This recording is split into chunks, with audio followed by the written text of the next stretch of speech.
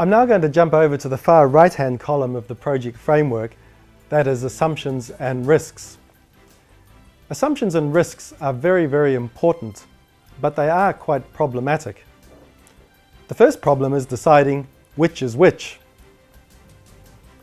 I've tried to define what are assumptions and what are risks, but really this is a matter of choice in some respects as to how you phrase it.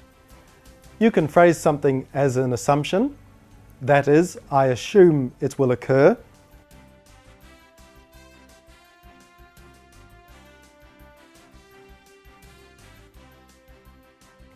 Or you can phrase it as a risk, that this event may occur.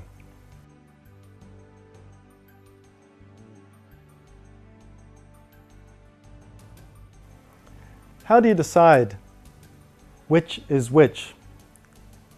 Why are assumptions and risks so important? Well, first of all, they are obviously critical to achieving the success of the project. If you remember back when I spoke about the horizontal logic of the project framework, in this series of if-then statements, if we achieve this level and the assumptions hold true and the risks don't eventuate, then we can achieve the next level up. And we use that in our project performance report. Through monitoring assumptions and risks, we derive a rating for the likelihood of achieving development objectives. Although we monitor the targets and indicators at the project purpose level, it is only the monitoring of assumptions and risks that contribute to the project rating for development objectives. Therefore, it's very important that we get these right in project frameworks. The definitions of what's an assumption and what's a risk is a little difficult, and you have a choice there how to phrase them. You can phrase something as an assumption, or you can phrase it as a risk. Is there a difference? Well, I think there is a difference, but it is a subtle difference. Assumptions are things that we tend to think of as either being true or false. The assumption either holds true or it doesn't. Risks, on the other hand, are adverse events that might occur to varying degrees. But the other difference with a risk is that we generally think we have a chance of mitigating or lessening the effect of the risk. And that's why we do distinguish between assumptions and risks. Because when we monitor risks, if a risk starts to occur, then we want to know what is the mitigation measure, what are we going to do about it? And this should be recorded in the project performance report as well. Let's now look at some of the things you should check when seeing whether your assumptions and risks conform to good practice. Firstly, there should be no assumptions and risks opposite the goal level. This is for the reason I said before, that there is no higher level than the goal level. Secondly, clearly identify which are assumptions and which are risks. I suggest you do this by putting an A in a bracket before an assumption and an R in a bracket before a risk. Assumptions and risks should be specific to a level in the project framework.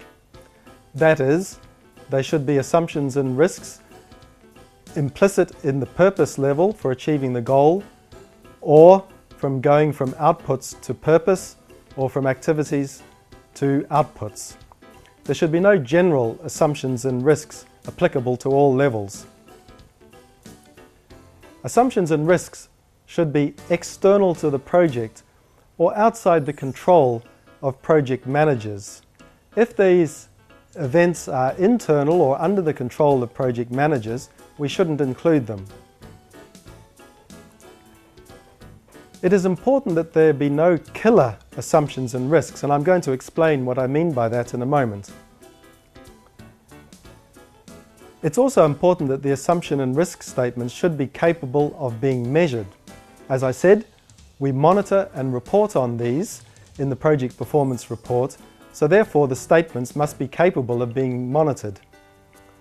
Finally, each assumption and risk should be recorded only once, and we only record it at the highest level at which it occurs. Let's have a look. What is a killer assumption or risk? Any assumption or risk can vary in terms of its expected impact from low to high. It can also vary in terms of the likelihood of it occurring. Any assumption or risk which has a high impact and a high likelihood of occurring can be considered to be a killer assumption or risk. Now, I'm not saying that we should never proceed with highly risky projects which have a high potential payoff, but we should think very carefully before doing so and seek to justify why we are proceeding on that basis. Similarly, if an assumption or risk has a very low expected impact and a low likelihood of occurring, then we probably don't need to include it as an assumption and risk in the project framework.